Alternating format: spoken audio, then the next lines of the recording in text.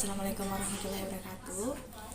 Perkenalkan, nama saya Arnelis dari jurusan Pendidikan Bahasa Inggris, Fakultas Bahasa dan Seni, yang mana hari ini sedang memenuhi tugas akhir dari matkul Pendidikan Kewarganegaraan tentang ketidakadilan hukum di Indonesia.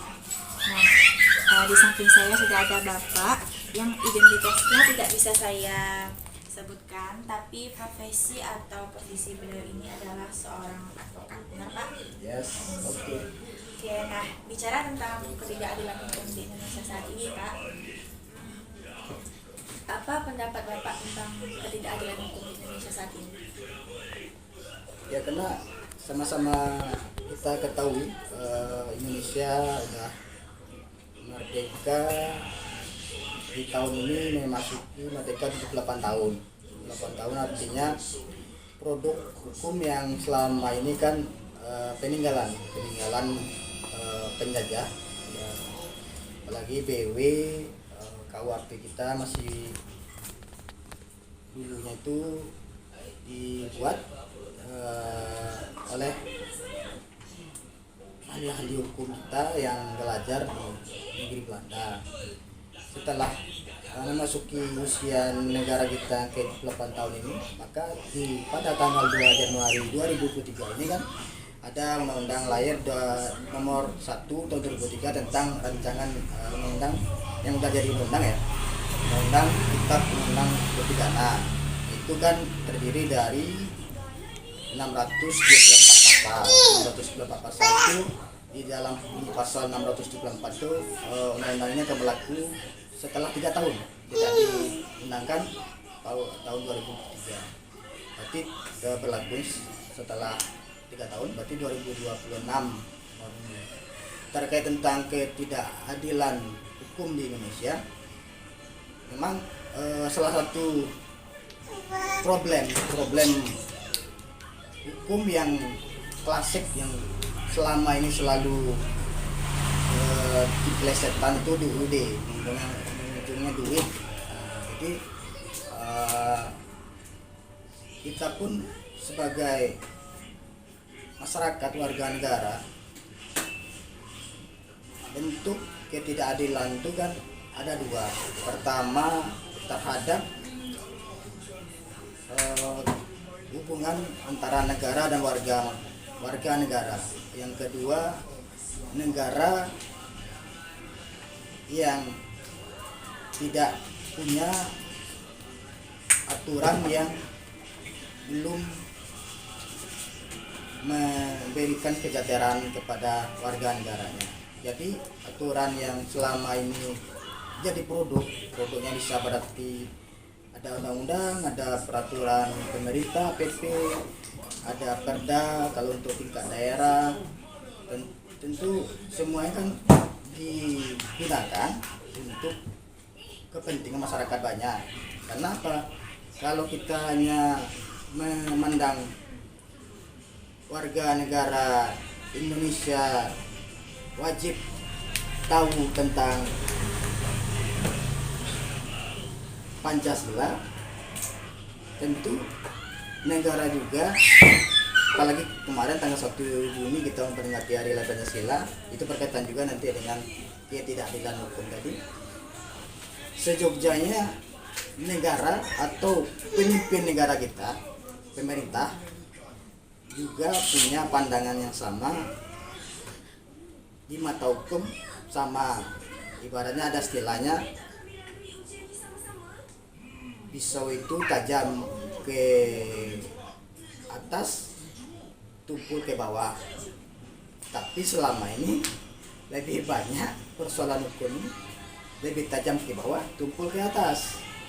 Anekdotnya artinya ketidakadilan itu tidak ditemukan, apalagi di bunyi bunyi di Pancasila di sila yang kelima, keadilan sosial bagi seluruh rakyat Indonesia. Artinya selama yang kita lihat dan kita cermati, keadilan itu memang belum semua masyarakat atau dalam artian warga negara kita menerima itu. Pertama, mungkin penyebabnya ketidakadilan itu produk hukum legislasi kita. Kalau kita bicara legislasi, berarti kita bicara siapa yang membuat. Nah, membuat aturan pemerintah dan anggota dewan, bisa di tingkat pusat atau di daerah, atau lebih tepatnya DPR RI, DPRD tingkat provinsi, atau DPRD tingkat kota kabupaten. Tapi ada beberapa aturan rancangan, dalam artian rancangan misalnya kayak rancangan undang RUU atau rancangan raperda, rancangan peraturan daerah yang seharusnya bisa dieksekusi untuk kepentingan masyarakat banyak, sampai sekarang belum. Salah satunya TPPU, undang-undang TPPU, RUU TPPU itu kan sebenarnya sangat penting sekarang. Artinya RUU itu rancangan undang tindak pidana pencucian uang itu sudah hampir lah kalau dari pengamat membacanya.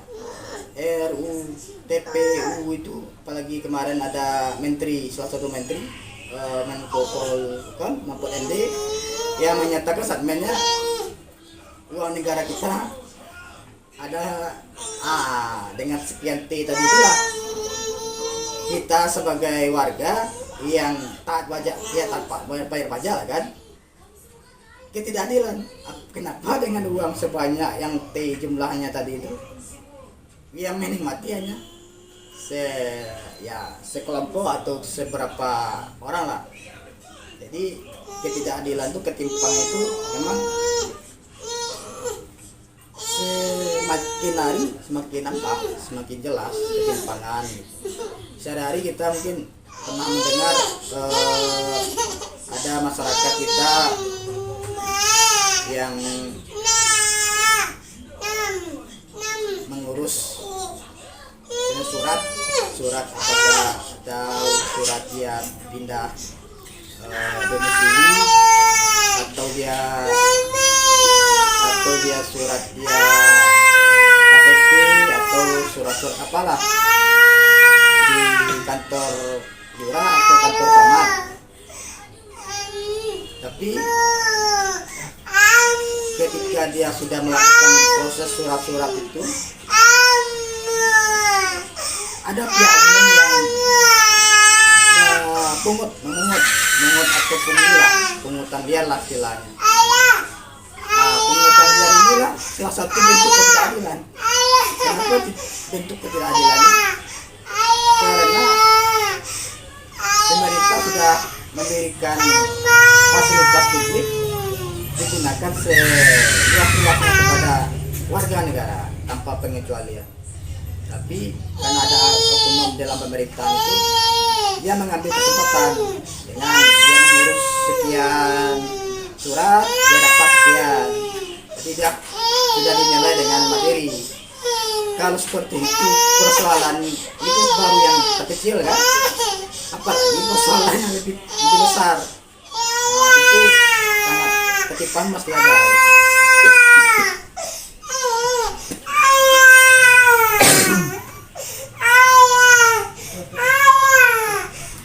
Yang kedua berkaitan dengan nenek yang pencuri tadi. Itu kalau yang seingat saya itu terjadinya di Provinsi Jawa Timur, kalau nggak salah daerah Perhutani, di Probolinggo atau di Banyuwangi, salah ya, bisa dicek lagi. Jadi yang kayu ini dikumpulkan kan untuk kepentingan nenek itu terjual untuk kebutuhan hidup dia sehari-hari lah. Tapi karena ada yang tidak senang atau yang menganggap nenek ini udah melanggar hukum dalam artian pidananya, maka dilaporkan dengan bukti ada hasil curian yang di rumahnya karena ditemukan kayu tersebut. yang kayu ini cuma renting yang saya rasa nilainya pun bisa diganti lah kalau kita memang menilai seperti itu. Tapi karena udah diproses sampai ke tingkat pengadilan, maka nenek pun disidang. Disitulah ada jadi sorotan media, baik secara media lokalnya atau media nasional. Maka kita memandang ini ketimpangannya, perbedaannya, atau kita menganalogikannya, para penjabat yang berdasi itu menghabiskan atau mengambil uang rakyat pun kok tidak ditangkap, sedangkan yang nenek yang ngambil kayu pun nilainya pun nggak seberapa tangkap. Jadi kita membandingkan itu ibaratnya langit dan bumi. Jadi ketimpangan itu, apalagi di dalam istilah hukum, tegakkan hukum walaupun langit akan runtuh. Jadi saat ini kita merasakan, mungkin ada beberapa kasus lain yang hampir mirip lah dengan ini. Tapi di Indonesia ini kan prinsipnya ketika kasus itu viral, baru penegak hukum dia kembali ke rel. Ketika tidak viral, ya semuanya bisa selesai dengan transaksi lah. Artinya banyak kita temui, bahkan di depan mata kita sendiri lah, penegak hukum kita, baik itu kita membaca dengan aparat penegak hukum APH kita, bermain. Artinya bermain itu ya menguntungkan praktek suap menyuap, gratifikasi yang akan melahirkan mental penegak hukum kita itu orientasi tanda kutipnya jadi badut demokrasi kita. Karena badut demokrasi ini kan kita manis topeng di depan, tapi bobroknya di dalamnya, di luarnya enak, di dalamnya busuk gitu kan. Jadi kita menilai persoalan-persoalan dari zaman kita merdeka sampai hari ini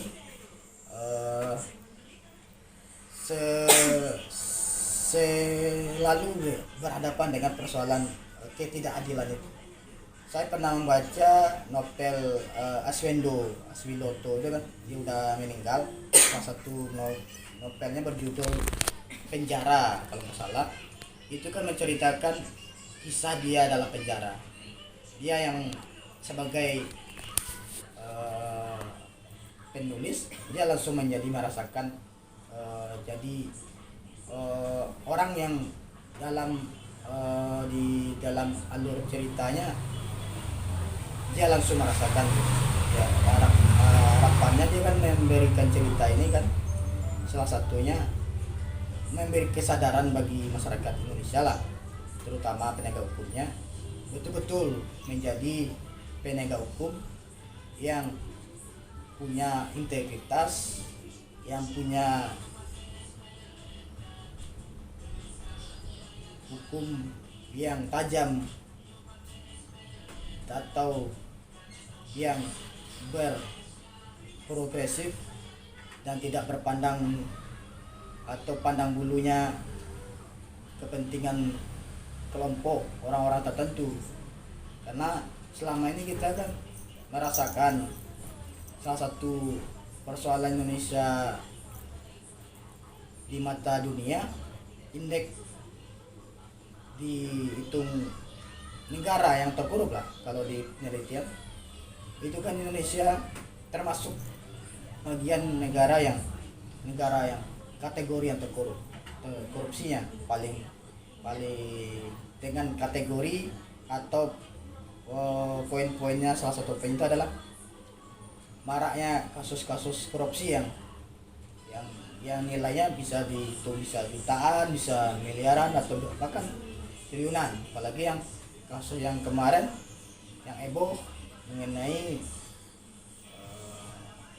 ada proyek di salah satu kementerian Kominfo, PTS Tower, bikin tower itu nilainya pun lumayan sampai 8T.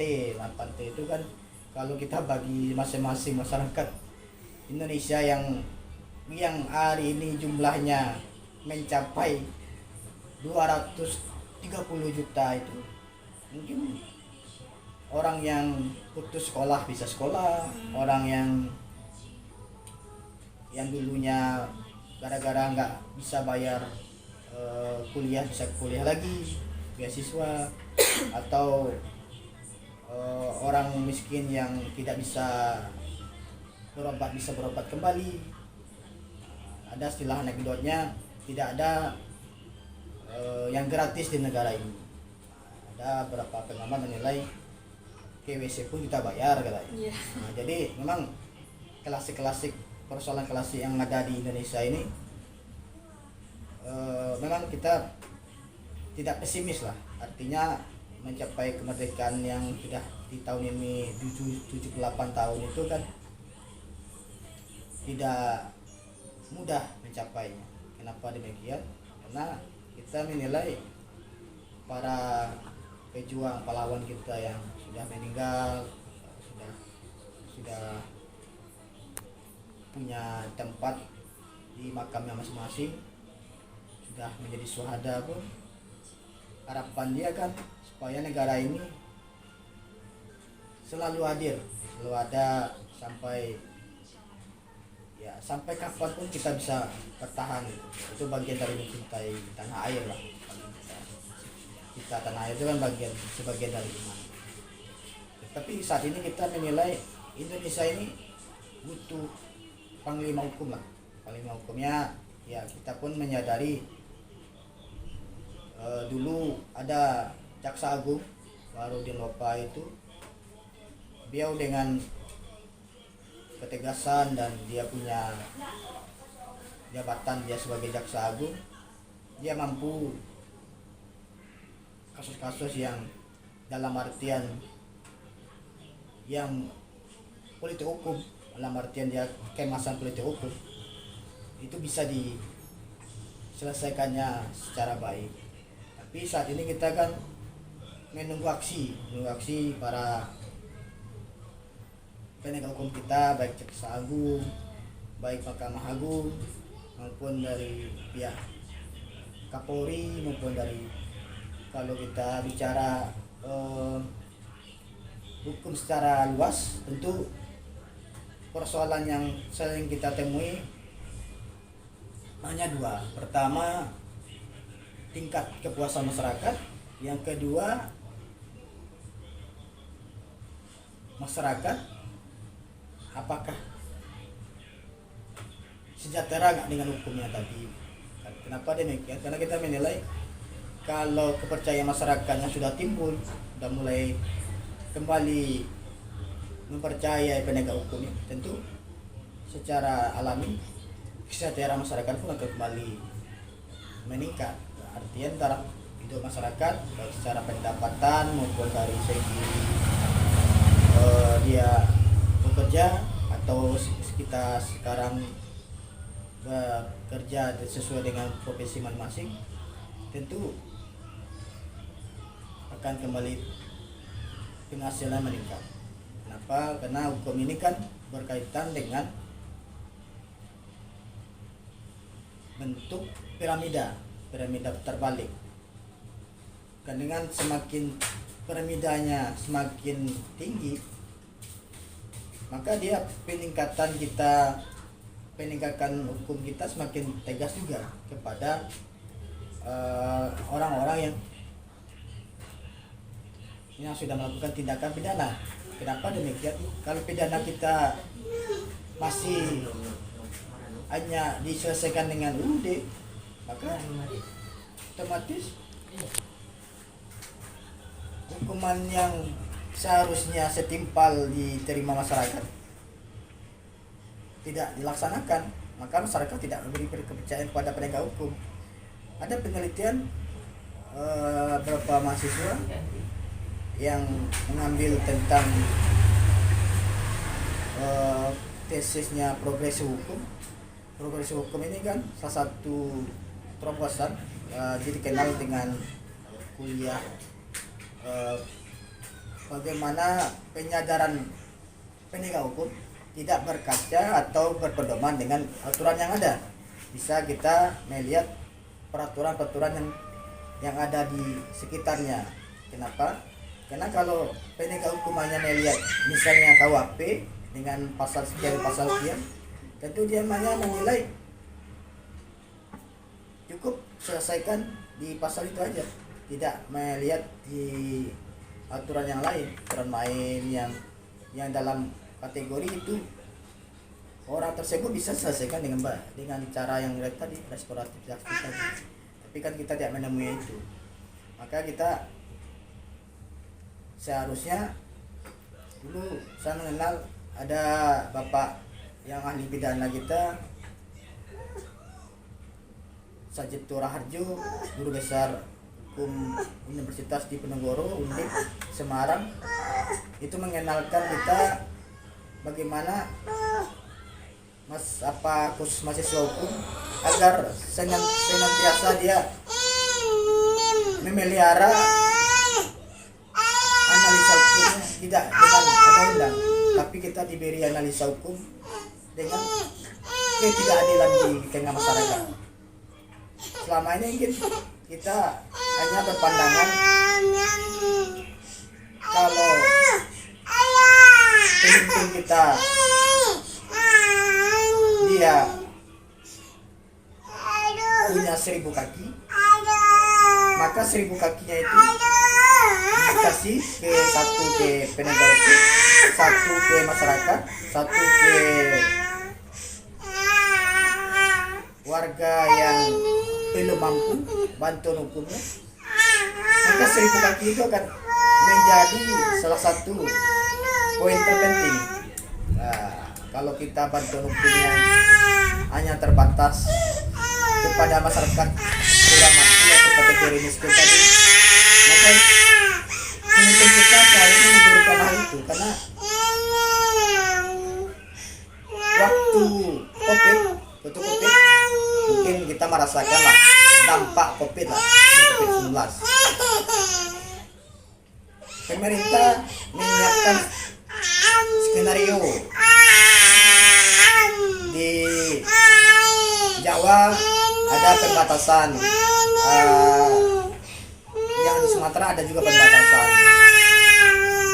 Di sana kita menilai pemerintah supaya COVID ini tidak menyebar secara luas, maka kegiatan sosial masyarakat dibatasi. Tapi ketika COVID sudah selesai dan kita pun sudah kembali ke endemi, dulu pandemi ke endemi, Indonesia saya rasa mampu itu.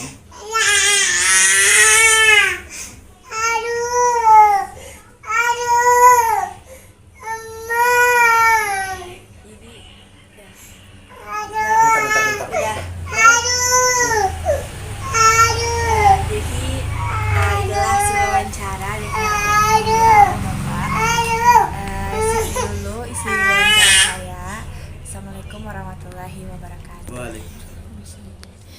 Oh, adek nangis. Adalah memang banyak ketidakadilan hukum di Indonesia ini, baik itu dari penegak hukum maupun petinggi-petinggi dari suatu negara.